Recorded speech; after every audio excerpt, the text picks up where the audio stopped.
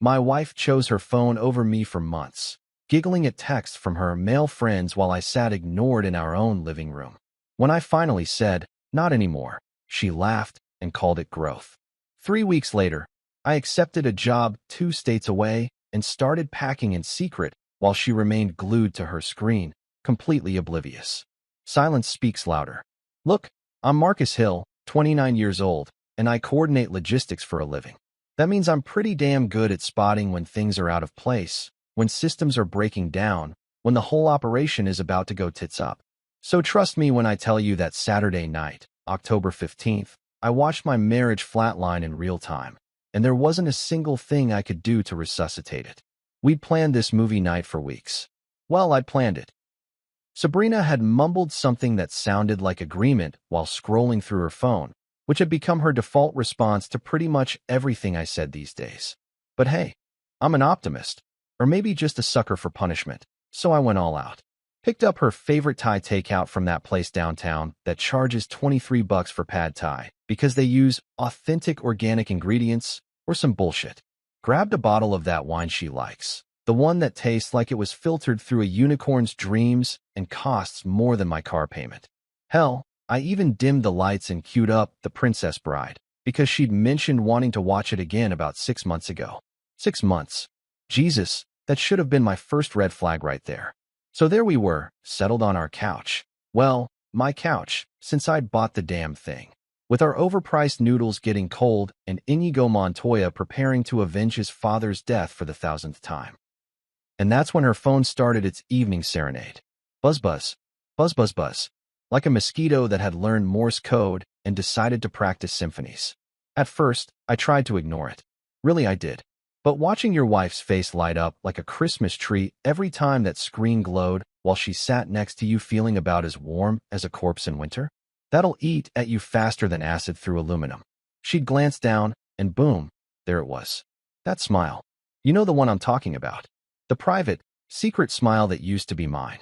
The one that meant someone had just made her day a little brighter, had just said something clever or funny or sweet. Except now it wasn't me causing it. It was whoever the hell was on the other end of that digital leash. "Adrian's having such a rough time with his breakup," she'd murmur, fingers flying across the screen. Giggle. "Oh my God, Blake is so funny." Giggle giggle. "Jordan just sent the cutest meme." Giggle giggle snort. Meanwhile, Wesley was climbing the cliffs of insanity, and I was sitting there feeling like I was the one about to fall off a fucking cliff. $23 pad Thai congealing in my lap, watching my wife have intimate conversations with 3 different guys while pretending I didn't exist. And here's the kicker. She wasn't even trying to hide it anymore. Gone were the days of, "Oh, just checking something real quick," or "Sorry, work emergency." Nope.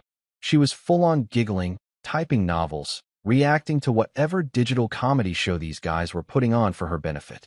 I could have stripped naked, painted myself blue, and started doing jumping jacks, and she might have glanced up long enough to ask me to keep it down because she was trying to concentrate. The credits started rolling. You know how long movie credits are these days? Forever. They list everyone down to the guy who brought coffee to the assistant director's cousin. And Sabrina? Still typing away, still giggling, still existing in whatever parallel universe her phone had become. The music swelled, all dramatic and final, and I just sat there like a jackass, waiting for my own wife to notice that the movie we'd supposedly watched together was over. 10 minutes of credits. Then another 10 of that black screen with the HBO logo. I started timing it because, hey, logistics coordinator, I time everything. That's when you really know your life has gone sideways. When you're sitting in your own living room, timing how long it takes your spouse to acknowledge your existence. 23 minutes. 23 goddamn minutes of watching her live her best life with 3 guys who weren't her husband, while her actual husband sat there feeling like furniture. Less than furniture, actually. At least furniture serves a purpose. Finally, she looked up, and you know what she said? "Oh, is it over already?" Like she'd just noticed the TV was on. Like we hadn't been sitting there together for 2 hours. Like I was some random roommate who'd wandered into her personal phone booth. "Yeah," I said. "It's over." And that's when it hit me, sitting there in the glow of her phone screen, listening to the silence that had somehow become louder than any argument we'd ever had. I wasn't her husband anymore. Husbands get attention, consideration, basic human acknowledgement. What I was getting was the treatment you'd give a lamp, functional when needed, otherwise invisible. I was background noise in my own marriage. White noise. The kind of constant, meaningless sound that people learn to tune out so completely they forget it's even there. And the scariest part?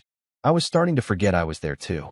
That night, lying in bed while she finished up her digital social hour, I stared at the ceiling and realized something that chilled me to the bone. This wasn't a rough patch. This wasn't a phase. This was my new normal, and it was only going to get worse. Because when someone shows you that their phone is more interesting than your presence, when they can ignore you for nearly half an hour while you're sitting right next to them, they're not just being rude. They're telling you exactly where you stand in their list of priorities. And brother, I wasn't even making the top 10. The silence that night told me everything I needed to know. It told me I was already gone. I just hadn't packed my bags yet. 3 years of marriage. 36 months. 1,095 days of till death do us part. And let me tell you something. By month 30, I was pretty sure the death part was going to come from me strangling myself with my own wedding ring. But it wasn't always like this. Oh no, that would have been too easy. If Sabrina had been a nightmare from day one, I would have bailed faster than a Wall Street trader during a market crash. The cruel joke is that she used to be amazing. Like, genuinely amazing. The kind of woman who'd put her phone on silent during dinner without being asked, who'd actually listen when I told her about my day instead of just waiting for her turn to talk. She used to laugh at my stupid jokes, and I mean really laugh. Not that polite little chuckle you give your boss when he thinks he's funny. We'd have these marathon conversations that would stretch from dinner until 2 in the morning, talking about everything and nothing. Our dreams, our fears, whether aliens existed, why hot dogs come in packs of 10 but buns come in packs of 8. Deep philosophical shit, you know? She'd curl up against me on the couch, her phone forgotten on the coffee table like some ancient relic from a bygone era. Those were the days when I actually mattered, when I was the most interesting thing in her world. Then came the reunion. 6 months ago, Sabrina got a Facebook message that changed everything. Her college crew was getting back together for some Nostalgia Fest weekend in Chicago. Adrian, Blake, and Jordan, the holy trinity of my marital destruction. These weren't just any college friends, mind you. These were her people, her squad, the guys she'd spent 4 years partying with, studying with, probably doing God knows what else with that I didn't want to think about too hard. At first, I was actually happy for her. I mean, reconnecting with old friends is healthy, right? That's what all those relationship articles and magazines tell you. Maintain your individual friendships. Don't lose yourself in your marriage. All that Dr. Phil bullshit that sounds great in theory, but turns into a nightmare when your wife starts treating her husband like he's interrupting her real life. The weekend trip was just the beginning. She came back glowing, talking nonstop about how amazing it was to catch up with everyone, how they'd picked up right where they left off, how these guys really got her in ways nobody else did. And stupid me.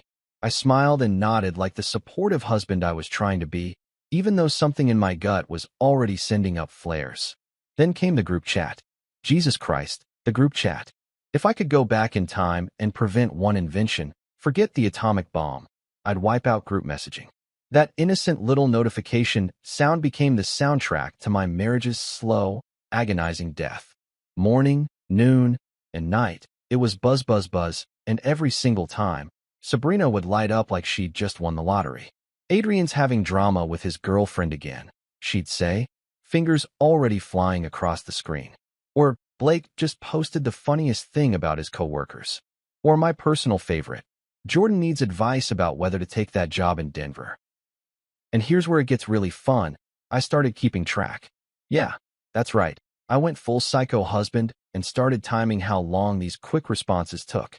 What started as 30-second replies turned into 5-minute conversations, then 10, then 20. I'd come home from busting my ass coordinating shipments all day, looking forward to seeing my wife, and she'd be sprawled on our couch having deep, meaningful conversations with 3 guys who lived in different time zones. Dinner became a spectator sport. I'd be trying to tell her about my day, how Jenkins in accounting was being a dick again, or how we'd solved that shipping nightmare with the Portland warehouse, and she'd be nodding along while her thumbs worked overtime. Buzz buzz. Giggle. Sorry, what were you saying? Buzz buzz. Oh my God, you guys have to see this. And then she'd show me some inside joke that made zero sense because I wasn't part of their little digital clubhouse. I tried being patient. I really did. When she'd spend our entire Netflix session texting, I'd just turn up the volume. When she'd ignore me during dinner, I'd clear my throat and crack jokes until she looked up. When she'd roll over in bed to answer a message at 11 p.m., I'd just close my eyes and pretend it didn't bother me. But here's the thing about patience. It's not infinite. It's more like a gas tank, and mine was running on fumes. The worst part was watching her come alive for them in ways she hadn't for me in months. These guys would send her some random meme or stupid video, and she'd burst into laughter so genuine and joyful that it made my chest ache. When was the last time I'd made her laugh like that? When was the last time anything I said got more than a distracted hum while she typed away? They became her emotional support system. Adrian would have girlfriend problems, and suddenly Sabrina was a relationship counselor, spending hours walking him through his feelings. Blake would complain about work, and she'd become his career advisor. Jordan would share some random life update, and she'd respond with the enthusiasm of a game show host. Meanwhile, I was right there. Her actual husband. The guy who'd held her hair when she had food poisoning, who'd stayed up all night when her mom was in the hospital, who'd given up my dream job in Seattle because she didn't want to leave her hometown. But apparently, I was chopped liver compared to these three digital princes who could command her attention with a single ping. The breaking point came during what should have been our anniversary dinner. I'd made reservations at that fancy steakhouse downtown, the one where they charge $50 for a piece of meat the size of a credit card. We're sitting there, candles flickering, and she's got her phone face up on the table like it's a fourth guest. Every few minutes, buzz, and her eyes would dart down. Can we maybe put the phone away? I asked, trying to keep my voice light. Just for dinner. She looked at me like I'd asked her to cut off her arm. It's just the group chat. I'll put it on silent. Silent. Not away. Silent. Because God forbid she miss a single precious moment of whatever earth-shattering conversation they were having about protein powder or cryptocurrency or whatever the hell 30-year-old guys talk about in group chats. That's when I realized I wasn't fighting for my wife's attention anymore. I was competing with it, and I was losing. Badly. You know what they say about the road to hell being paved with good intentions? Well, my road to divorce was paved with one polite conversation that went nuclear faster than Chernobyl. It was a Tuesday night in early September, and I'd had what you might call an epiphany during my commute home. Sitting in bumper-to-bumper traffic on I-95, listening to some podcast about healthy communication in relationships, I decided to be the mature adult in this situation. No more passive-aggressive throat clearing during dinner. No more dramatic sighs when her phone buzzed for the 15th time in an hour. I was going to have a real, honest conversation with my wife about how her constant texting was affecting our marriage. Revolutionary concept, right? I rehearsed it the whole drive home. Keep it gentle, I told myself. Use I statements. Don't sound accusatory. Just express how you feel and work together toward a solution. All that therapy speak bullshit that sounds so reasonable when you're stuck in traffic, but becomes a lot harder when you're actually facing the person who's been treating you like a houseplant for the past 6 months. I walked into our apartment around 7:30, and there she was in her natural habitat. Sprawled across the couch, phone in hand, that familiar glow reflecting off her face like she was staring into the fucking burning bush.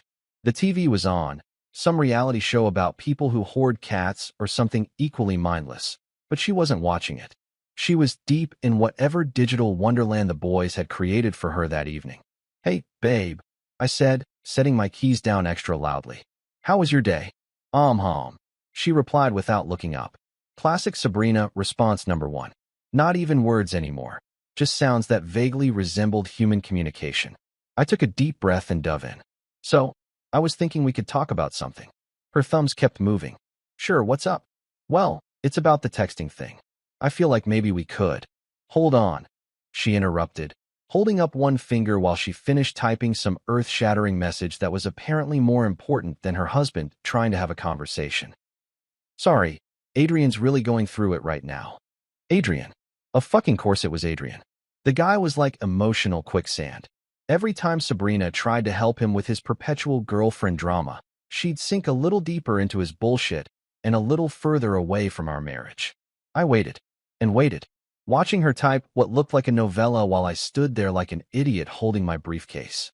Finally, after what felt like 17 hours but was probably 3 minutes, she looked up with that expectant expression people get when they're pretending they've been paying attention the whole time.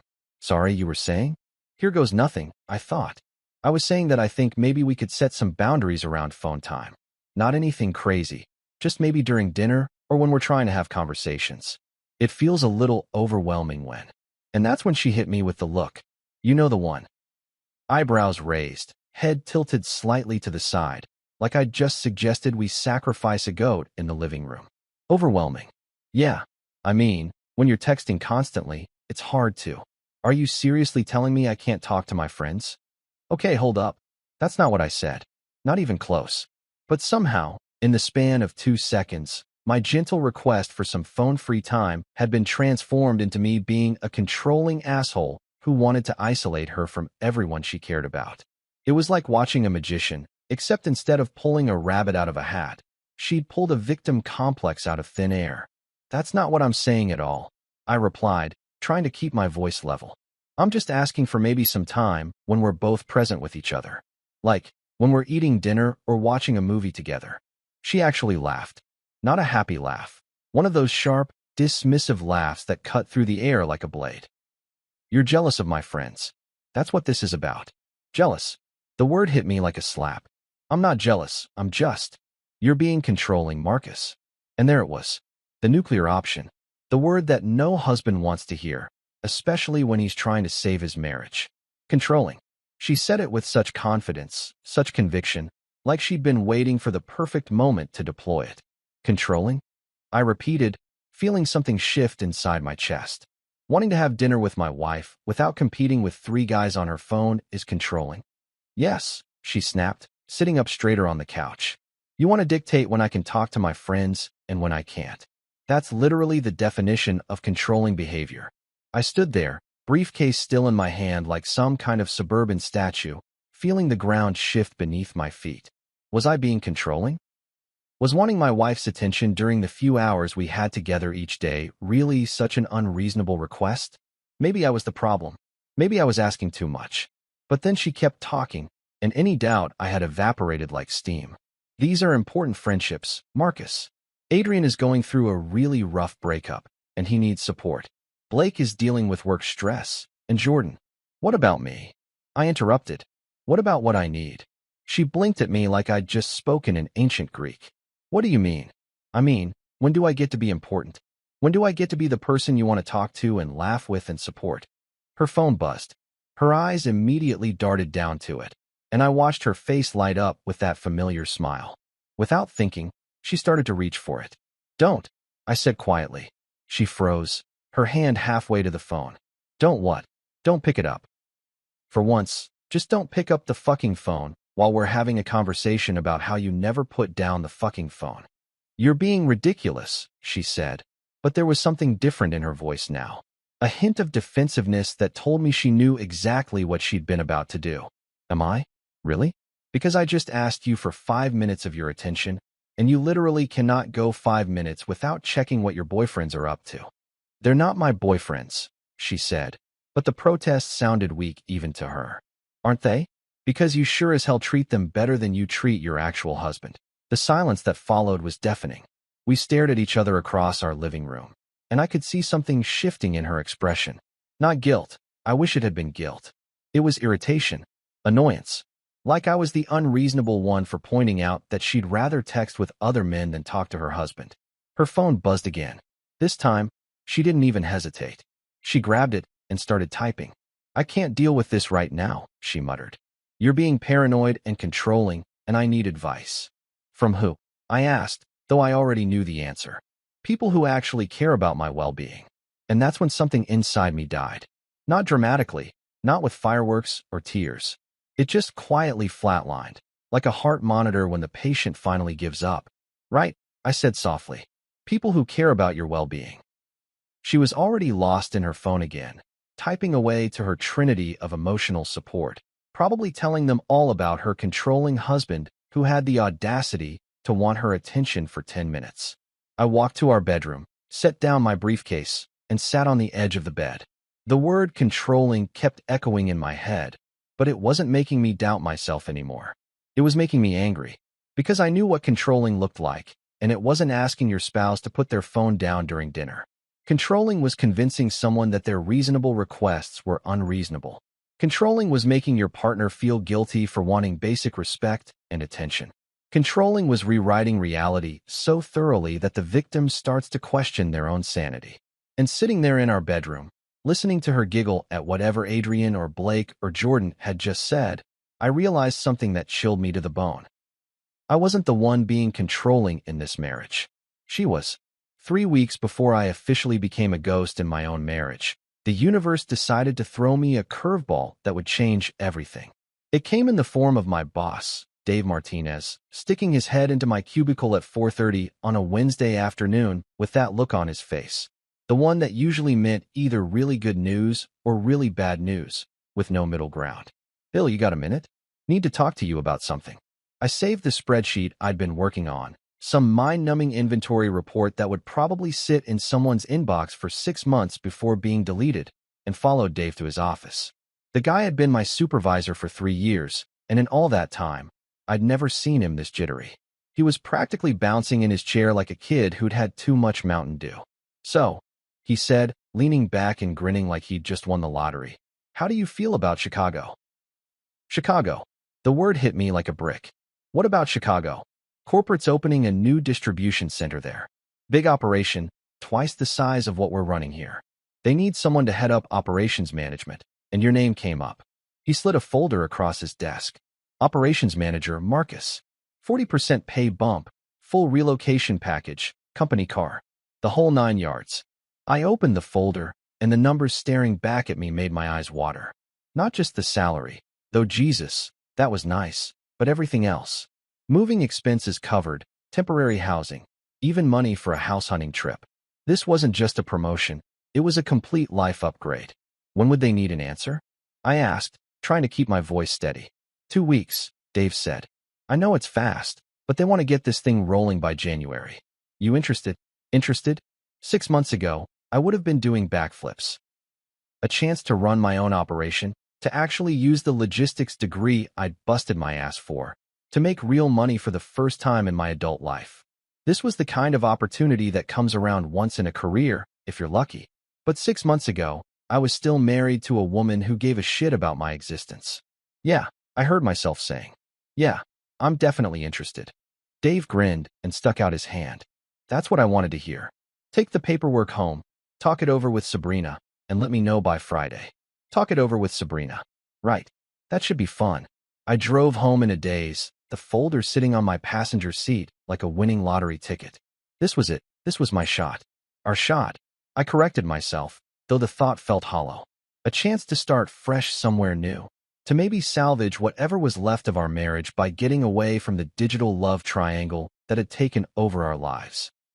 I walked into our apartment around 6, and there was Sabrina in her usual position, horizontal on the couch, phone glued to her face, completely absorbed in whatever earth-shaking conversation was happening in the group chat. The TV was playing some cooking show she wasn't watching, and there were takeout containers on the coffee table from lunch that she hadn't bothered to clean up.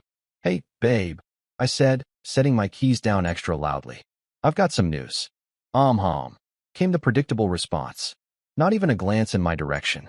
I stood there for a moment, folder in hand, watching her thumbs fly across the screen. She was completely lost in it, smiling, typing, pausing to read responses, typing again. It was like watching someone have an affair in real time, except the other people weren't even in the same state. Sabrina. Just a sec, she said, holding up one finger. Adrian's telling us about his date last night. Adrian's date. Of course. Because Adrian's romantic escapades were clearly more important than whatever news her husband might have. I waited. 5 minutes turned into 10. 10 turned into 15. I could see her screen from where I was standing. She wasn't just responding to messages. She was actively participating in some elaborate discussion about this woman Adrian had met at a coffee shop. Offering advice, asking follow-up questions, invested in this stranger's love life in ways she hadn't been invested in her own marriage for months. That's when something inside me snapped. Not dramatically, More like a rubber band that's been stretched too far for too long, finally giving up. A quiet, almost relieved kind of snap. You know what? I said, sitting down in the chair across from her. Take your time. I'll wait. Something in my tone must have registered because she finally looked up, blinking like she'd just realized I was in the room. What's wrong with you? Nothing's wrong. I just have some potentially life-changing news to share with my wife. But hey, Adrian's dating life is obviously more pressing. She rolled her eyes, actually rolled her fucking eyes, and went back to her phone. Don't be dramatic. I'm almost done. Almost done with what? It's a group chat, Sabrina. It never ends. There's always going to be another message, another crisis, another reason why 3 guys you haven't seen in person for 6 months are more important than your husband. You're being ridiculous, she said, but I could see her typing again. Am I? Because I'm sitting here with news that could change our entire future, and you literally cannot stop texting long enough to hear it. She sighed, the kind of exaggerated sigh you'd give a toddler who was interrupting your important adult conversation. Fine. What's your news? But here's the thing, I was done. Something about the way she said fine, like she was doing me this enormous favor by acknowledging my existence, just broke whatever last thread of hope I'd been clinging to. Actually, never mind, I said, standing up. Go back to your boyfriends. They're not she started, then stopped. What did you just call them? Your boyfriends. Because that's what they are, isn't it? 3 guys who get all your attention, all your emotional energy, all your best smiles and laughs and conversations. The only difference between them and actual boyfriends is that you're not fucking them. Yet, her face went white. How dare you? How dare I what? Point out that you treat 3 random guys better than you treat your own husband? That you'd rather spend every waking moment talking to them than have a 5-minute conversation with me? She was fully sitting up now, phone forgotten for the first time in weeks. You're jealous. You've always been jealous of my friends. You asked me that before, I said quietly.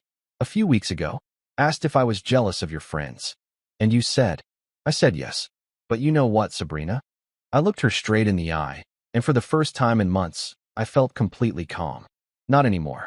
She blinked, confusion replacing the anger on her face. What? Not anymore. I'm not jealous of your friends anymore. You know what? She just stared at me. Because being jealous would require me to still want what they have. And I don't. I don't want your attention anymore. I don't want your best smiles, or your laughter, or your deep conversations. I don't want to compete with a fucking phone for my wife's affection. The silence stretched between us like a chasm. Her phone buzzed on the couch beside her, and for the first time in months, she didn't immediately reach for it. Not anymore, I repeated. I'm done wanting things from someone who's made it crystal clear I don't matter. She laughed, actually laughed. Not the sharp, dismissive laugh from our last fight, but something lighter, almost relieved. Good. That's growth, Marcus. See, this is good. I told you this whole jealousy thing wasn't healthy. Growth. She called it growth. I stared at her. This woman I'd married 3 years ago. This stranger who was sitting in my living room celebrating the fact that her husband had stopped caring about her. And I felt something I hadn't felt in months. Peace. Yeah, I said softly. Growth. I walked to our bedroom, closed the door, and pulled out my laptop. The corporate email was easy to compose, just a few lines accepting the position and requesting the relocation paperwork. I hit send before I could change my mind. From the living room, I could hear her phone buzzing again, followed by that familiar giggle that used to make my heart skip. Now it just sounded like noise, background static from a life I was already starting to leave behind. Growth, I thought. Yeah, Sabrina. This is definitely growth. You know what's funny about coordinating logistics for a living? You get really good at planning complex operations without anyone noticing what you're doing. Moving thousands of pounds of inventory from point A to point B requires precision, timing, and above all, the ability to execute a plan so smoothly that everyone involved thinks it just happened naturally. Turns out those same skills come in handy when you're planning to disappear from your own marriage. That night, after Sabrina celebrated my emotional detachment like I'd just won a fucking Nobel Prize, I lay in bed listening to her tap away on her phone and started doing what I do best, logistics. Step 1 was accepting the Chicago position, which I'd already done. Step 2 was figuring out how to extract myself from this train wreck without her noticing until it was too late to stop it. The irony was beautiful in a twisted way. For months, she'd been so absorbed in her digital love triangle that she'd completely stopped paying attention to anything I did, which meant I could basically plan a military operation right under her nose, and as long as I didn't interrupt her texting time, she'd never notice. I started small, research mode, just like any logistics project. I pulled up apartment listings in Chicago on my laptop, bookmarking places that looked decent and weren't too far from the new distribution center. One-bedroom apartments, not two-bedroom, because this wasn't about us anymore. This was about me. Marcus Hill, operations manager, starting fresh in a city where nobody knew about my epic marriage failure. The housing market in Chicago was brutal, but the relocation package was generous enough to make it work. I could afford something nice, maybe even in one of those high-rise buildings downtown with a gym and a doorman. The kind of place I'd always wanted but never suggested because Sabrina would have called it pretentious while she was half listening and texting her boys. Phase 2 was the apartment itself. Our lease was month to month, something we'd agreed on last year when Sabrina couldn't decide if she wanted to move to a bigger place. Another stroke of luck, because breaking a long-term lease would have been complicated and expensive. Instead, I just had to give 30 days notice to our landlord, Mr. Peterson, who was probably going to throw a party when we moved out anyway. We weren't exactly his favorite tenants, mainly because Sabrina had a habit of playing music too loud when she was having video calls with her trinity of emotional support. The timing had to be perfect. Corporate wanted me in Chicago by the 1st of January, which gave me about 6 weeks to execute this whole operation. I needed to give notice on the apartment, arrange for movers, set up utilities in Chicago, and somehow do all of this without my wife, who lived 3 feet away from me, catching on. But here's the thing about people who are completely self-absorbed. They don't notice anything that doesn't directly affect them. And since Sabrina had basically written me off as wallpaper months ago, I was pretty much invisible anyway. I started with the apartment hunt. During my lunch breaks, I'd call Chicago landlords and schedule virtual tours. Yeah, I'm relocating for work, I'd tell them. Looking for something available January 1st. Just me, not we. The words felt strange at first, then liberating. No more negotiating about neighborhoods or amenities or whether the kitchen was big enough for 2 people who barely spoke to each other anyway. Meanwhile, at home, Sabrina continued her regularly scheduled programming. She'd wake up, check her phone before her feet hit the floor, and immediately dive into whatever drama was unfolding in the group chat.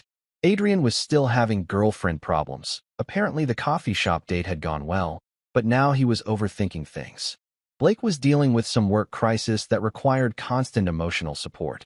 Jordan was planning a trip to Denver and needed Sabrina's input on everything from restaurants to hiking trails.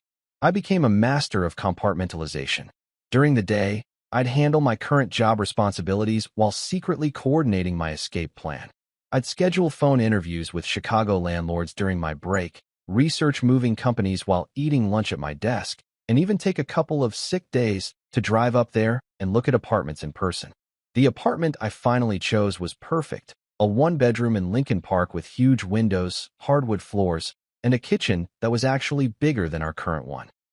The landlord, Mrs. Chun, was a no-nonsense woman in her 50s who ran credit checks like she was vetting candidates for the CIA. When she approved my application, I felt this rush of excitement I hadn't experienced in months. This was really happening. First month's rent plus security deposit, she said over the phone. Move-in date January 1st. You sure you don't need to discuss this with your wife first? No, I said, and the word came out easier than it should have. This is my decision. The moving company was next. I called around and got quotes, settling on an outfit called Midwest Express that specialized in long-distance relocations.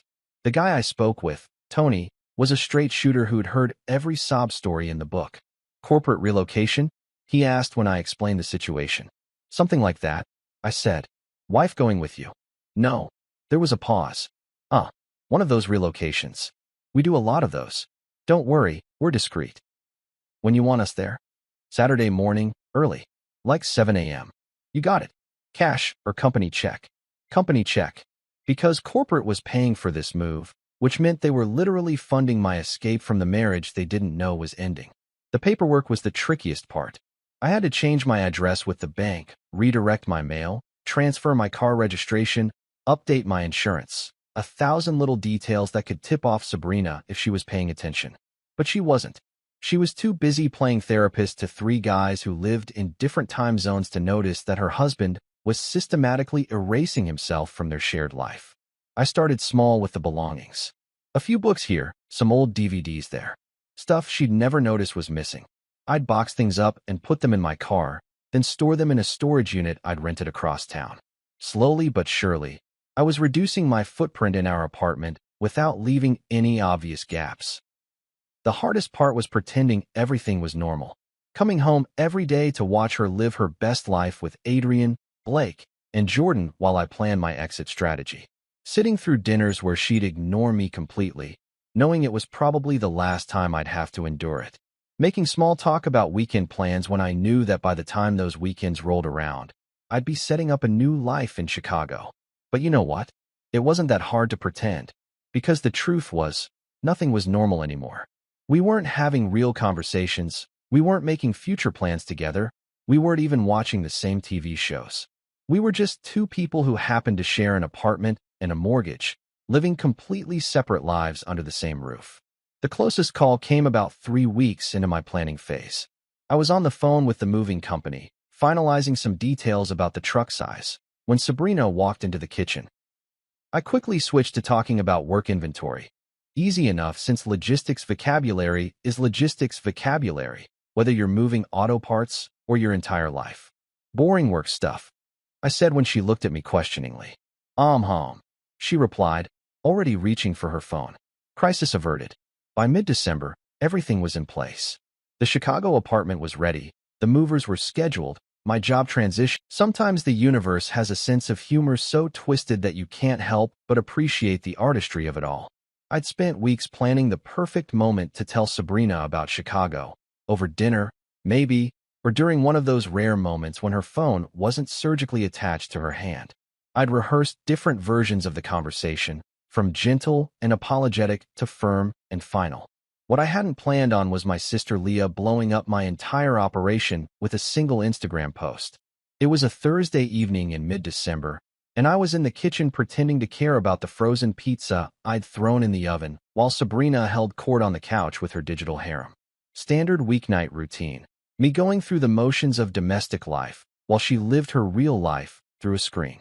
I was actually feeling pretty good about myself, knowing that in just over 2 weeks, this pathetic charade would be over. That's when I heard it. Not the usual giggling or the rapid-fire typing that had become the soundtrack to our marriage. This was different. A sharp intake of breath, followed by complete silence. In a house where silence had become more rare than unicorns, that got my attention real fast. Marcus. Her voice cut through the kitchen like a knife. Not, hey babe, or honey, or any of the casual terms she used when she needed me to grab her something. Just my name, spoken like an accusation. I turned around, and the look on her face made my stomach drop. She was staring at her phone, but for once, she wasn't smiling. Her face had gone completely white, like she'd just seen a ghost. Or like she'd just discovered that her husband had been planning to ghost her. What's wrong? I asked, though I was already pretty sure I knew. She held up her phone, and there it was, Leah's Instagram story, posted about 20 minutes ago. A picture of a bottle of champagne with the caption, "So proud of my big brother. Chicago, here he comes. Party popper, new job, new city, new adventures. Hashtag proud sister, hashtag Chicago bound, hashtag new beginnings." Leah, bless her heart, had always been my biggest cheerleader. When I called to tell her about the promotion, she'd been over the moon, talking about how this was exactly what I needed and how excited she was for my fresh start. I'd mentioned that I hadn't told Sabrina yet, but apparently, Leah had assumed that conversation had happened by now. Oops. What? Sabrina said slowly. Is Leah talking about? I could have lied. Could have said it was a mistake, that Leah had misunderstood something, that there was no job in Chicago. But standing there, looking at my wife's shocked face, I realized I didn't want to lie anymore. I was tired of pretending, tired of tiptoeing around her feelings while she trampled all over mine. I got promoted, I said simply. I'm moving to Chicago. The silence that followed was deafening. I could actually hear the neighbor's TV through the wall, some game show where people were screaming about winning money. Meanwhile, in our apartment, you could have heard a pin drop. Moving, she repeated, like I'd just told her I was planning to colonize Mars. When were you going to tell me? I tried to tell you 3 weeks ago. You were busy. She blinked at me, confusion replacing the shock. 3 weeks ago? When? The night I came home with news. The night you told me to take my time because Adrian's dating life was more important than whatever I had to say. I watched her face as the memory hit her. The slight widening of her eyes, the way her mouth opened just a little. She remembered. She actually fucking remembered dismissing me that night, and now she was realizing what she'd dismissed. You said never mind. You said to go back to my, she stopped herself, but we both knew what she'd been about to say. Go back to my boyfriends. Those had been my exact words. Yeah, I did say never mind. Because you made it crystal clear that whatever I had to say wasn't worth interrupting your texting session for. She was quiet for a long moment, her phone forgotten in her lap. This was probably the longest she'd gone without checking it in months. So you just decided to move to Chicago without talking to me about it? I decided to take a job that was offered to me. A really good job, actually. Operations manager, 40% pay increase, full relocation package. The kind of opportunity most people would be excited to share with their spouse. But you didn't share it with me. I tried. Jesus Christ, Sabrina, I tried to tell you, and you literally could not be bothered to listen. You were too busy playing relationship counselor to 3 guys who don't even live in the same state as us. Her phone buzzed. Her eyes immediately darted down to it, pure instinct, like a moth to a flame. For a split second, I saw her face start to change, saw that familiar smile beginning to form, and then she caught herself. She looked back up at me, but the damage was done. Even in the middle of the biggest fight of our marriage, she couldn't resist checking what the boys were up to. Are you seriously checking your phone right now? I asked. I wasn't. You just what? Saw a notification and couldn't help yourself? Even now? Even when you're supposedly shocked and upset that your husband is moving to Chicago? She set the phone face down on the couch, but I could see her fingers twitching toward it. This isn't about my phone. This is about you making a huge life decision without consulting me. Consulting you? I laughed, and it came out harsher than I'd intended. When exactly was I supposed to consult you? Between your morning check-in with Adrian and your afternoon therapy session with Blake? Or maybe during your evening comedy hour with Jordan? They're my friends. No, they're not. Friends don't monopolize every waking moment of your attention. Friends don't make you ignore your husband for months at a time. Friends don't become more important than your actual marriage. Her phone buzzed again. This time she didn't even glance at it, but I could see the effort it took. Her whole body was tense, like she was fighting every instinct she had. So what, you're just leaving? Just like that? Just like that? I confirmed. January 1st. The movers come Saturday morning. Saturday? This Saturday. Her voice cracked. Marcus, that's in 2 days. I know what day it is. You can't just, this is insane. We need to talk about this. We need to figure this out. Figure what out? How to make this work. How to save our marriage. I shook my head. Sabrina, when was the last time you looked at me? Really looked at me? For more than 30 seconds without checking your phone? She opened her mouth to answer, then closed it. Her phone buzzed a 3rd time, and I watched her physically restrain herself from reaching for it. That's what I thought, I said. You can't even go 5 minutes without wanting to see what they're saying. Even now, in the middle of this conversation, you're dying to know what's happening in that group chat. It's not what? True. Come on, Sabrina. Your phone has buzzed 3 times since we started talking, and you've looked at it every single time. You're sitting there fighting the urge to check it right now. She was quiet for a moment, and when she spoke again, her voice was smaller. I need advice. From who? She didn't answer, but she didn't need to. We both knew exactly who she wanted to ask for advice about her husband leaving her. Right, I said softly. You need advice from Adrian, Blake, and Jordan about how to handle the fact that your husband is tired of being treated like he doesn't exist. Her phone buzzed again. This time she cracked. She grabbed it and started typing, her fingers flying across the screen. I can't deal with this right now, she muttered without looking up. You're being crazy and impulsive, and I need to talk to people who actually care about my well-being. And there it was, the final nail in the coffin of our marriage. Her husband tells her he's moving to Chicago, and her first instinct is to text 3 other guys for advice. Not to fight for our relationship, not to ask what she could do to fix things, but to run straight to the same people who'd helped destroy our marriage in the first place. People who care about your well-being, I repeated. Right. I walked to the bedroom and started packing the rest of my clothes. From the living room, I could hear her typing furiously, probably laying out the whole situation for her digital support system, asking them what she should do, how she should handle this, whether I was being reasonable or not. But here's the funny thing about asking for advice from people who've never met your husband and only hear your side of the story. They're probably going to tell you exactly what you want to hear. And what Sabrina wanted to hear was that this was all my fault.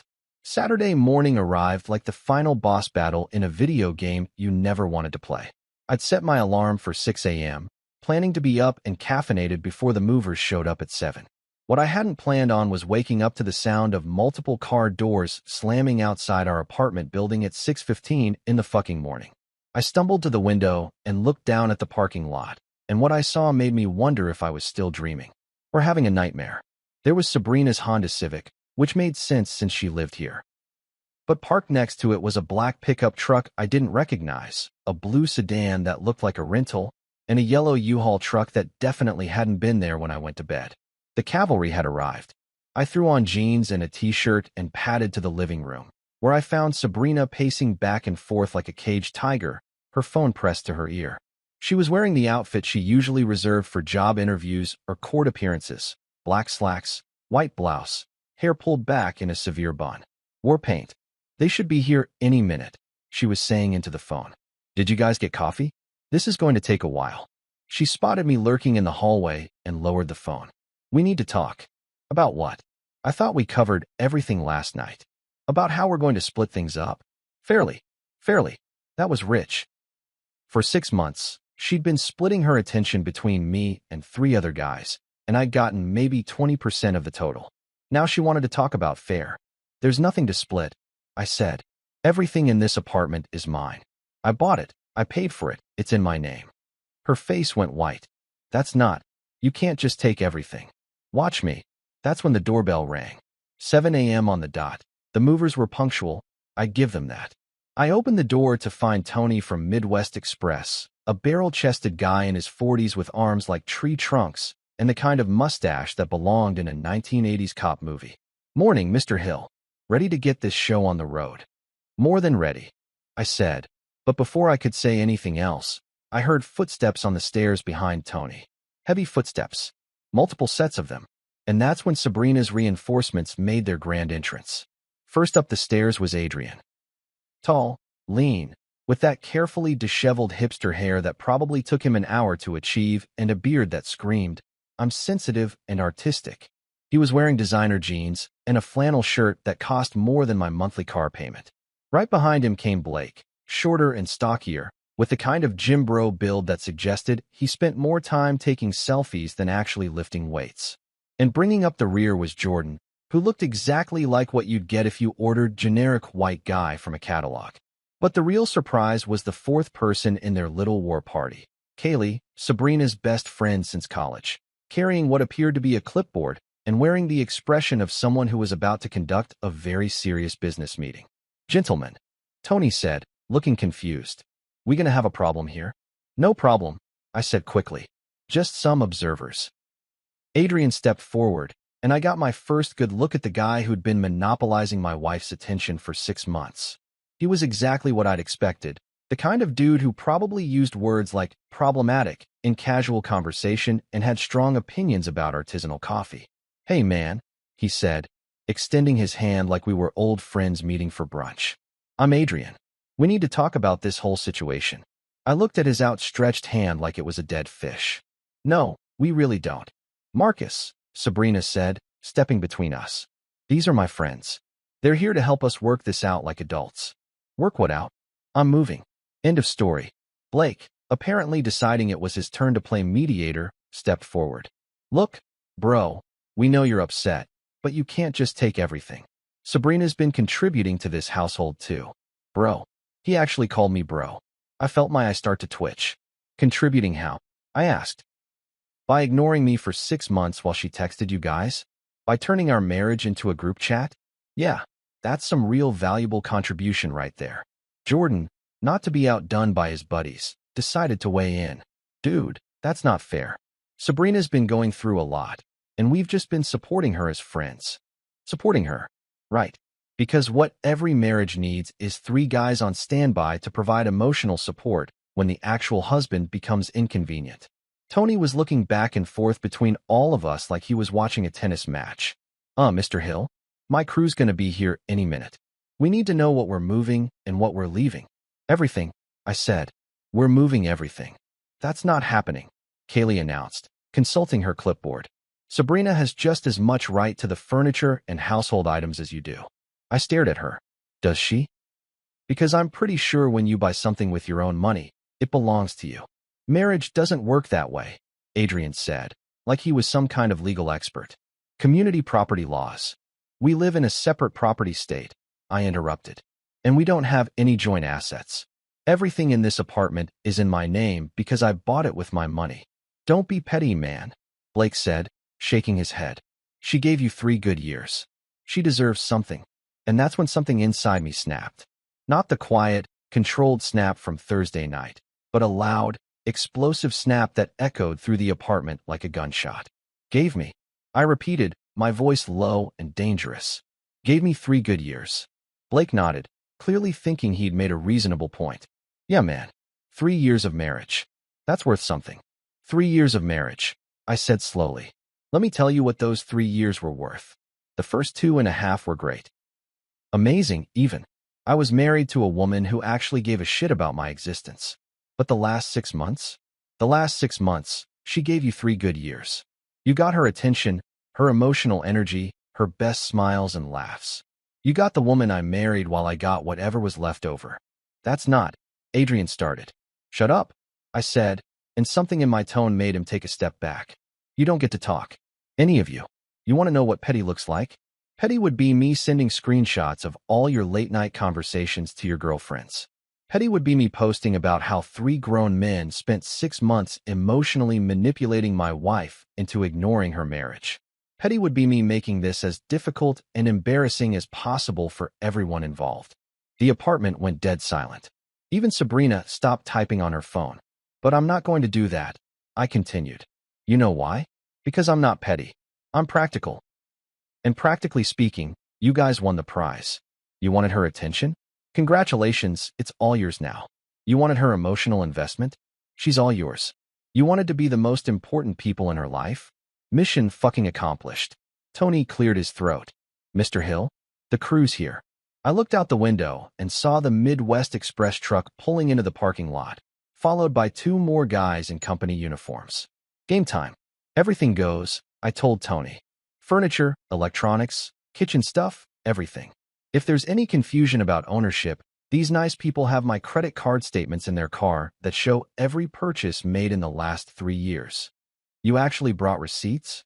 Jordan asked, looking incredulous. I'm a logistics coordinator, I said. I keep receipts for everything. And that was true. In my car, I had a folder with 3 years' worth of credit card statements, purchase receipts, and delivery confirmations. Every piece of furniture, every appliance, every dish and spoon in this apartment could be traced back to my bank account. Sabrina finally looked up from her phone. Marcus, please. Can we just what? Work something out. Come to a compromise? Maybe split things 50-50 even though you contributed exactly $0 to any of it. I contributed in other ways, she said weakly. Like what? Emotional support? Because I hate to break it to you, but for the last 6 months, you've been giving that away for free to 3 guys who don't even live here. The movers were already at work, wrapping furniture and loading boxes. Tony had his crew moving with military precision. These guys clearly knew what they were doing. Meanwhile, Sabrina's support group was standing around looking like they'd expected some kind of negotiation and instead walked into a hostile takeover. This is insane, Kaylee said, scribbling furiously on her clipboard. You can't just take the couch. Sabrina sleeps on that couch. Not my problem, I said. Maybe one of her boyfriends has a couch she can crash on. Adrian's face flushed red. They're not her boyfriends. Aren't they? Because you sure as hell act like boyfriends. You get her undivided attention. You're the first people she wants to talk to when something happens. You're the ones she turns to for emotional support. The only difference between you and actual boyfriends is that she's not fucking you. Yet, Blake added under his breath, and immediately looked like he regretted saying it. The silence that followed was deafening. Even Sabrina's face went white. Yet. I repeated. Did this motherfucker just say yet? Blake held up his hands. I didn't mean. No, I think you meant exactly what you said. Because that's what this has all been about, hasn't it? Three guys playing the long game. Waiting for her marriage to fall apart, so you could swoop in and be the heroes who picked up the pieces. That's not true, Sabrina said, but her voice was barely a whisper. Isn't it? Because from where I'm standing, it looks like you guys got exactly what you wanted. You helped destroy my marriage, and now you get to comfort the poor abandoned wife. Congratulations, gentlemen. You played the game perfectly. One of the movers, a young guy who couldn't have been more than 20, paused in the middle of wrapping our TV. Boss, this is getting pretty heavy. Should we keep working? Tony said firmly. We're professionals. We don't get involved in domestic situations. Smart man. This was exactly the kind of clusterfuck that could turn ugly fast. Adrian tried one more time. Look, Marcus, we're all adults here. We can work this out. We're all adults? I laughed. Adults don't spend 6 months undermining someone's marriage and then show up on moving day to claim the moral high ground. Adults would have told their friend to put down the phone and talk to her husband. Adults would have recognized that a married woman probably shouldn't be texting 3 guys more than she talks to her spouse. She's yours now, I said, looking directly at the 3 of them. All yours. Enjoy game night. And with that, I walked out of the apartment, leaving them to watch the movers systematically dismantle the life I'd built with a woman who'd chosen everyone but me. The best part? Even as her entire world was being loaded into a truck, I could see Sabrina checking her phone. Some habits never die. The drive to Chicago was 8 hours and 17 minutes of pure, uninterrupted silence, and it was the most peaceful I'd felt in months. No buzzing phones, no giggling at inside jokes I wasn't part of, no competing with 3 digital boyfriends for basic human acknowledgement. Just me, my car, and the open road stretching out ahead like a promise of better things to come. I'd loaded up a playlist of podcasts for the trip, some business stuff, a few true crime episodes, and a comedy special that actually made me laugh out loud for the first time in weeks. Real laughter, not the bitter, sarcastic chuckle that had become my default response to the absurdity of my marriage. It felt good to remember what genuine amusement felt like. Around hour 4, somewhere between Indianapolis and Gary, my phone started buzzing with texts. I didn't even glance at it. Whatever Sabrina and her support group were plotting could wait until I was safely in my new apartment. For the first time in 6 months, I was exactly where I wanted to be, alone with my thoughts, heading toward a future that belonged entirely to me. The Chicago skyline appeared around sunset, all gleaming towers and possibility, and I felt something I hadn't experienced in ages, excitement. Not the nervous, anxious excitement of wondering if your wife was going to acknowledge your existence that evening, but the pure, electric excitement of starting over. Clean slate, fresh beginning, new life. My apartment was everything I'd hoped it would be and more. Mrs. Chin met me at the building entrance with the keys and a no-nonsense handshake. Welcome to Chicago, Mr. Hill. The movers said they'd be here tomorrow morning. Perfect, I said, and meant it. The place was stunning. Hardwood floors that gleamed in the evening light, huge windows overlooking Lincoln Park, a kitchen that was bigger than my entire old bedroom. But the best part? The silence. Beautiful, golden silence that belonged to me and no one else. No group chat notifications, no video calls with emotional support bros, no constant digital chatter drowning out my own thoughts. I ordered pizza from a place down the street, deep dish, because when in Rome, and sat on the floor of my empty living room, eating straight from the box and planning my new life. Tomorrow the furniture would arrive. Monday I'd start my new job, and never again would I have to compete with a phone for attention in my own home. The movers arrived bright and early Sunday morning. Same crew as yesterday, but in much better moods. No relationship drama to navigate, just straight-up logistics. Tony supervised while his guys reassembled my life in a space that actually felt like home. Nice place, Tony said as we watched them set up my TV. Big upgrade from the old apartment. Yeah, I said. Fresh start. Those always work out better than people think, he said knowingly. Had a lot of clients in your situation. Most of them tell me later it was the best decision they ever made. Monday morning came fast, and walking into the new distribution center felt like stepping into the future. The facility was massive, 3 times the size of the old place, with state-of-the-art equipment and a team that actually seemed excited to be there. My new boss, Sarah Martinez, was Dave's sister and twice as sharp. "Welcome to the big leagues, Marcus," she said during my orientation. "Hope you're ready to hit the ground running." I was more than ready. For the first time in years, I had a job that matched my qualifications and ambitions. Operations manager. My own office. A team of 20 people who would actually listen when I spoke instead of half listening while texting other people. The work was challenging in all the right ways. Complex logistics problems that required real solutions, not just busy work to fill the day. I threw myself into it completely, staying late to learn the systems, coming in early to review reports. When you don't have a wife ignoring you at home, it's amazing how much energy you have for your career. That's where I met Rachel. She worked in accounting, 3 floors up from my office, and I probably would have never crossed paths with her if the elevator hadn't broken down on a Tuesday afternoon. We ended up walking down 8 flights of stairs together, and by the time we reached the lobby, I realized I'd just had the longest uninterrupted conversation with a woman in months. "Coffee sometime?" she asked as we reached the parking garage. "There's this great place around the corner that actually knows how to make a decent latte." Rachel was everything Sabrina wasn't. Focused, present, engaged.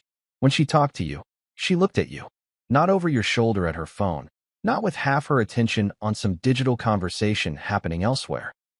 She looked at you like you were the most interesting thing in the room. Our first coffee date lasted 2 hours, and she never once checked her phone. Not once. I kept waiting for it. The familiar buzz, the apologetic glance down, the sorry, just 1 second, that would stretch into 10 minutes. It never came. Her phone stayed in her purse, and her attention stayed on me. "So what brought you to Chicago?" she asked, stirring sugar into her latte. "New job." "Something like that," I said. "Fresh start." She nodded like she understood completely. "I did the same thing last year. Sometimes you just need to shake up your whole life, you know?" I knew exactly what she meant. We started having coffee regularly, then lunch, then dinner, and every single time, it was the same thing, real conversation with someone who was actually present for it. She'd tell me about her day, ask about mine, and when I answered, she'd listen. Really listen. Not the polite nodding while thinking about something else kind of listening, but the engaged, asking follow-up questions kind of listening that made you feel like what you had to say actually mattered. Meanwhile, my phone had become refreshingly quiet. A few missed calls from Sabrina the first week, which I'd ignored. Some texts that I deleted without reading. But mostly, blessed silence. It was like being released from prison after serving time for a crime you didn't commit. The only contact I maintained with my old life was through Leah, who'd call every few weeks to check in. That's how I found out what was happening back home. And let me tell you, the updates were fucking priceless. "So Sabrina's been posting all over social media," Leah told me during one of our calls. "Lots of stuff about being a strong, independent woman and surrounding herself with people who really support her." "Good for her," I said, and meant it. "How are her support people working out?" Leah laughed. "Well, that's the interesting part. Turns out Adrian, Blake, and Jordan are great at providing emotional support via text message, but not so much when it comes to actual real-world help." "What do you mean?" "I mean, none of them offered her a place to stay. She's been crashing on Kaylee's couch for 3 months now, and from what I hear, that's not going great either." I felt a little spark of satisfaction at that news. All those months of being the most important people in her world, and when she actually needed them, they were nowhere to be found. Funny how that works. "And get this," Leah continued. "Remember Blake? The gym bro who called you petty for taking your own furniture? Hard to forget him. Well, apparently he got back together with his ex-girlfriend last month. Now he's too busy to participate in the group chat as much." Sabrina posted some passive-aggressive thing about fair-weather friends last week. The irony was beautiful. Blake had been one of her emotional support trinity, always available for deep conversations and constant validation. But the moment he had a girlfriend again, suddenly he didn't have time for Sabrina's drama. Kind of like how she hadn't had time for her husband when she had 3 guys giving her attention. What about Adrian and Jordan? Jordan took that job in Denver and basically disappeared. Last I heard, he's dating some ski instructor and has gone full Colorado bro. And Adrian? Leah paused. Adrian's the best part. You remember how he was always having girlfriend problems? How could I forget? That was like half their conversations. Well, he finally worked things out with the coffee shop girl. They're engaged now. Guess he doesn't need relationship advice from Sabrina anymore. So there it was. The holy trinity of emotional support had completely disbanded, leaving Sabrina with exactly what she'd given me for 6 months, nothing. Adrian was engaged, Blake was back with his ex, and Jordan had moved on to a whole new life. The guys who'd been so important that she'd ignored her husband for them had all found better things to do. She keeps asking about you, Leah said. Wants to know how you're doing, if you're seeing anyone, whether you've mentioned her at all. What do you tell her? The truth. That you're happy. And I was happy. Genuinely, authentically happy for the first time in almost a year. I had a job I loved, an apartment that felt like home, and a woman who actually wanted to spend time with me. Rachel and I had been dating for 2 months, and it was everything a relationship should be. Easy, comfortable, fun. She made me laugh. I made her laugh, and when we were together, neither of us felt the need to escape into our phones. The contrast was stark. With Sabrina, I'd spent months feeling like I was auditioning for her attention every day and failing. With Rachel, I never had to audition for anything. She wanted to be there, wanted to hear about my day, wanted to share hers with me. It was like remembering how to breathe after months of holding your breath. One evening in late spring, Rachel and I were having dinner at a little Italian place near my apartment when she said something that stopped me cold. You know what I love about you, Marcus? What's that? You're present. Like, really present. When you're with someone, you're actually with them. It's rare these days. Present. The word hit me like a lightning bolt. That's what had been missing with Sabrina, what I'd been trying to articulate for months but couldn't quite put my finger on. Presence.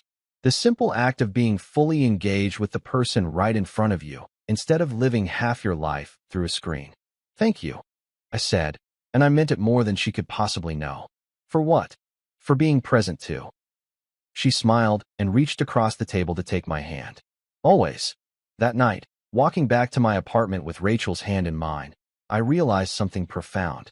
I'd spent so long thinking my marriage had failed because I wasn't enough. Not interesting enough, not funny enough, not worthy enough of Sabrina's attention. But the truth was simpler and more devastating. My marriage had failed because my wife had chosen not to be present for it. And now I was with someone who chose differently. Someone who put down her phone when I walked in the room, who asked about my day and listened to the answer, who laughed at my jokes and shared her own stories. Someone who understood that love isn't just about being in the same room. It's about being in the same moment. For the first time since this whole mess started, I felt genuinely grateful. Not just for escaping a bad situation, but for landing in a good one. Sometimes the universe has to tear your life apart before it can put it back together properly. And sometimes, being alone turns out to be the first step toward finding the right person to not be alone with. 6 months into my new life in Chicago, I thought I was done dealing with the wreckage of my old one. I was wrong. Desperation, it turns out, has a way of following you across state lines, and it arrived at my doorstep in the most pathetic way possible, through my sister's living room. It was a Thursday evening in late June when Leah called, and I could tell immediately from her tone that this wasn't going to be one of our usual check-in conversations. There was an edge to her voice, a careful quality that meant she was about to deliver news I probably didn't want to hear. So, she said after we'd gotten through the pleasantries about my job and Rachel, I had an interesting visitor today. I was sitting on my couch, takeout containers spread across my coffee table, watching the Cubs lose to the Cardinals. Rachel was working late, so I'd planned a quiet evening of baseball and leftover Thai food. Peaceful. Predictable. Everything my old life hadn't been. Oh yeah? Who was that? Sabrina. The name hit me like a fastball to the chest. I muted the TV and sat up straighter. Sabrina came to your house? Showed up around 2 this afternoon. Looking. Leah paused, searching for the right word. Rough. Really rough, Marcus. Like she hasn't been sleeping or eating properly. I almost didn't recognize her. I tried to picture it. Sabrina, who'd always been meticulous about her appearance, showing up disheveled at my sister's door. Part of me felt a flicker of something that might have been concern, but it was quickly overwhelmed by a much stronger emotion, irritation. Even from 800 miles away, she was still finding ways to insert drama into my life. What did she want? To talk. About you, obviously. Leah sighed. She's in bad shape, Marcus. Really bad shape. She's been sleeping on Kaylee's couch for 6 months now, and apparently, that situation is falling apart. Kaylee's getting married in the fall and wants Sabrina out. She can't afford her own place on her salary, and her parents are refusing to help because they think she's made her bed and needs to lie in it. Good for them, I thought. Apparently, Mr. and Mrs. Thompson had more sense than their daughter. And her support system? I asked, though I was pretty sure I already knew the answer. Gone. All of them. Adrian's wedding is next month. Turns out the coffee shop girl was the one all along. Blake's moved in with his girlfriend and barely responds to texts anymore. And Jordan. Leah laughed, but there was no humor in it. Jordan blocked her on social media last month because his new girlfriend got jealous of how much they were texting. The irony was so perfect it almost hurt. The 3 guys who'd been so important that she'd sacrificed her marriage for them had all moved on to their real lives, leaving her exactly where she'd left me, ignored, dismissed, and alone. The universe had a sense of justice after all. So what did she want from you? Information, mostly. Your address, your phone number, whether you were seeing anyone. She kept saying she'd made a terrible mistake and needed to talk to you. What did you tell her? The truth. That you're happy, that you're dating someone wonderful, and that she needs to leave you alone and move on with her life. I felt a surge of gratitude toward Leah. She'd always been protective of me, but this went beyond sibling loyalty.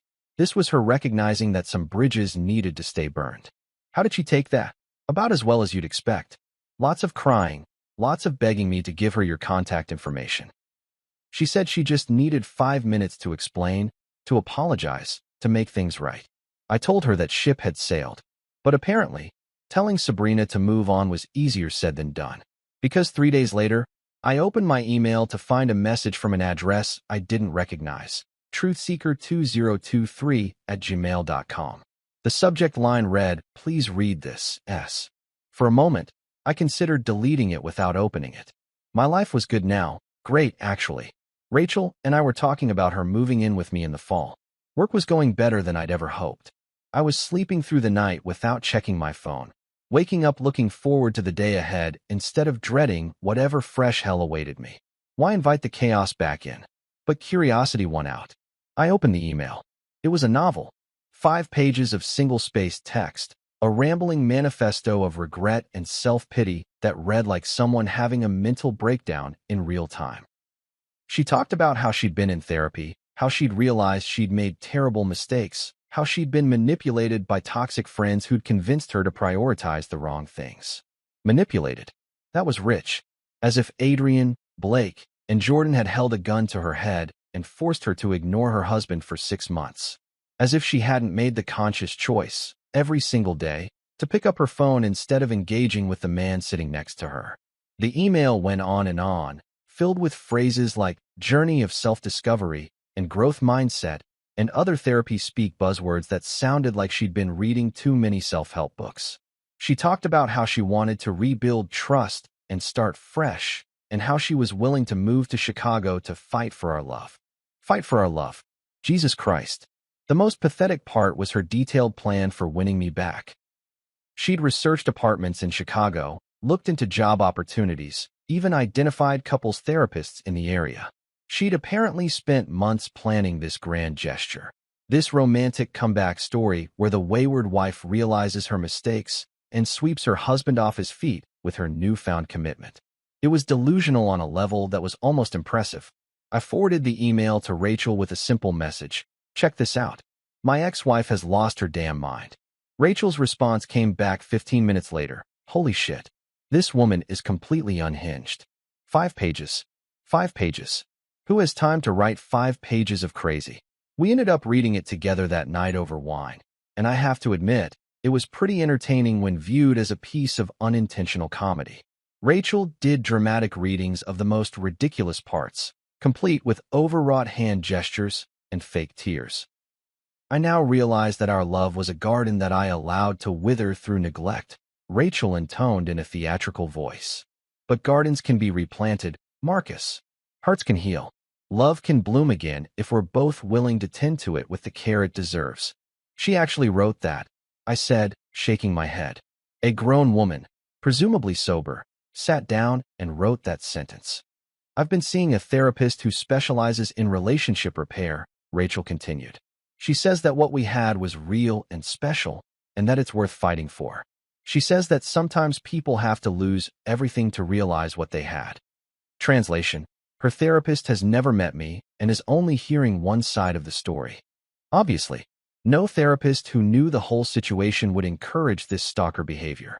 My response to Sabrina was considerably shorter than her email. 2 sentences. Please don't contact me again. I wish you the best. But that wasn't the end of it. Because when email didn't work, she tried LinkedIn. Fucking LinkedIn.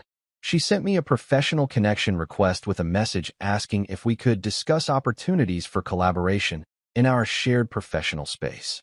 I blocked her immediately and screenshot the message to send to Rachel, who laughed so hard she nearly choked on her coffee. She's trying to slide into your DMs through a professional networking site, Rachel wheezed. That's a new level of desperate. Then came the phone calls to my office. My assistant, Jennifer, started getting calls from someone claiming to be my business partner who needed to discuss urgent financial matters. It took me 3 days to figure out it was Sabrina, using different names and slightly altered voices. Should I call security? Jennifer asked after the 5th call in 2 days. No, just put her on the permanent block list. And if she shows up in person, call me immediately. The whole thing was exhausting and infuriating in equal measure. Here I was, 800 miles away, living my best life with an amazing woman who actually gave a shit about me, and my ex-wife was still finding ways to create chaos. It was like she couldn't stand the idea that I was happy without her, that I'd moved on and found something better. But the more desperate she became, the clearer it made everything. This wasn't love, this was possession. This wasn't someone who missed her husband. This was someone who missed having a husband, period. The difference was crucial, because if she'd really loved me, really valued our relationship, she would have put down the phone 6 months ago when I asked her to. She would have chosen presence over texting, reality over fantasy, her marriage over her digital playground. Instead, she'd chosen Adrian, Blake, and Jordan. And now that they were gone, now that her backup plan had fallen through, she wanted me to be her backup plan. Not a chance in hell. You know what the saddest part is? I told Rachel as we deleted yet another email from yet another fake account. What's that? If she'd fought this hard for our marriage when we were actually married, we might still be together. Rachel nodded thoughtfully. But she didn't. And now you know what it feels like to be with someone who chooses you first instead of treating you like a consolation prize. She was right. Whatever Sabrina was offering now, therapy, grand gestures, promises of change, it was too little, too late. I'd already found what I'd been looking for. I just hadn't been looking for it with her. A year later, Rachel moved in with me. And it was like watching my life click into focus for the first time in years. No drama, no negotiations, no grand gestures. Just 2 people who wanted to build something together, making the practical decision to do it. The whole process took exactly 1 conversation and a weekend with a U-Haul. Are you sure about this? I asked her as we carried boxes up to my apartment. Living with someone is a big step. People change when they're sharing space. She laughed, setting down a box marked kitchen stuff in what was now our kitchen. Marcus, I've seen you at your worst. Hungover on a Sunday morning, stressed about work deadlines, trying to assemble IKEA furniture. If I can handle that, I think we'll be fine. She was right. We were more than fine. We were great. The contrast to my previous living situation was stark. Rachel's belongings integrated seamlessly with mine, her books sliding in next to mine on the shelves, her coffee mug finding a home next to mine in the cabinet. When she rearranged the living room furniture to create better flow, it made sense. When she suggested we replace my bachelor pad artwork with something more sophisticated, I was grateful for her input. This was what partnership looked like. 2 people making decisions together, considering each other's preferences, building something that belonged to both of us instead of one person imposing their will on the other. 3 months after Rachel moved in, I brought her home to meet my parents. The drive to Milwaukee was pleasant, Rachel navigating while I drove, the 2 of us talking about everything and nothing, her phone tucked away in her purse where it stayed for the entire 3-hour trip. My parents were waiting on the front porch when we pulled up, and I could see my mom's face light up with curiosity.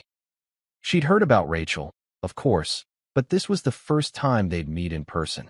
After the disaster that was my marriage, I knew they were probably holding their breath, hoping this one would work out better. Dinner was perfect. Rachel charmed my dad with questions about his work, helped my mom in the kitchen without being asked, and generally fit into our family dynamic like she'd been part of it for years. But it was my mom's comment, made quietly while Rachel was helping clear the table, that really drove home how different this relationship was. "It's nice to see someone look at you while you're talking," she said, her voice soft but pointed. Those words hit me like a freight train. It's nice to see someone look at you while you're talking. Such a simple thing, such a basic courtesy, and yet it had been missing from my marriage for so long that I'd forgotten what it felt like. With Sabrina, conversations had become performances where I competed with a phone for audience attention. Even when she was physically present, mentally she was somewhere else, living her real life through a screen while I tried desperately to matter in my own home. With Rachel, conversations were actual conversations. She listened, responded, engaged. When I told her about my day, she asked follow-up questions. When she shared stories from her work, I was the only audience she needed. We could sit on the couch for hours, talking about everything from current events to childhood memories, and neither of us felt the urge to check our phones or escape into digital distractions. "She's wonderful," my mom said later, after Rachel had gone to bed. "Really wonderful. You seem happy." "Actually happy." "I am," I said, and meant it completely. The news about Sabrina came sporadically through Leah, who'd become my unofficial intelligence source on my former life. The updates painted a picture of someone whose life had completely fallen apart after the people she'd prioritized over her marriage had moved on to their own lives. She'd moved back in with her parents after Kaylee's wedding, a 32-year-old woman sleeping in her childhood bedroom because she couldn't afford her own place. The job market in our old town was limited, and her resume, coordinator at a small nonprofit, wasn't exactly setting the world on fire. Adrian was married now, Blake was engaged, and Jordan had apparently started his own business in Denver. The holy trinity of emotional support had disbanded, leaving Sabrina with exactly what she'd given me for the last 6 months of our marriage. Nothing. "She asked about you again," Leah told me during one of our monthly calls. "Wanted to know if you were happy, if you ever mentioned missing her." "What did you tell her?" "The truth. That you're building a life with someone who actually appreciates you." And that was the truth. Rachel and I were building something real, something sustainable, something based on mutual respect and genuine affection rather than digital distractions and emotional manipulation. We were planning a future together, talking about buying a house, maybe getting a dog, taking that trip to Europe we'd been dreaming about. You know what I learned from all this? I told Rachel one evening as we sat on our couch, her feet in my lap, while we watched some mindless comedy special. "What's that?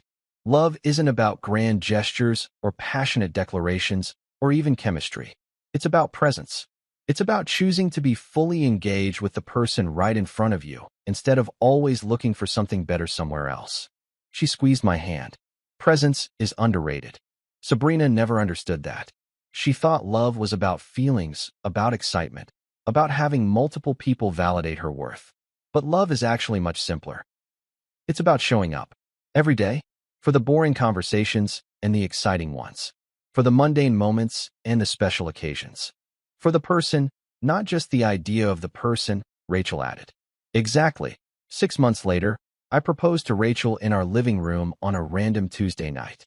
No elaborate planning, no grand romantic gesture, just a simple question asked during a commercial break of the show we were watching together. "Will you marry me?" I asked, pulling out the ring I'd been carrying around for weeks, waiting for the right moment. "Yes," she said without hesitation, and then we both started laughing because it was so beautifully ordinary, so perfectly us. "We're getting married next spring in a small ceremony with just our families and closest friends. No drama, no complications, no digital distractions. Just 2 people who choose each other every single day, making it official." Sometimes I think about what my life would have been like if I'd stayed, if I'd continued trying to compete with 3 guys and a phone for my wife's attention. I probably would have spent years feeling invisible, unheard, unimportant. I would have convinced myself that asking for basic respect was unreasonable, that wanting my spouse's attention was selfish. Instead, I learned something invaluable. When someone shows you their priorities, believe them. When silence speaks louder than their words, listen to it. And when being alone becomes preferable to being ignored, it's time to choose yourself. The best revenge against someone who treated you like you didn't matter isn't anger or bitterness. It's building a life so good that you're grateful they showed you who they really were before it was too late. Sometimes the greatest gift someone can give you is the clarity to walk away.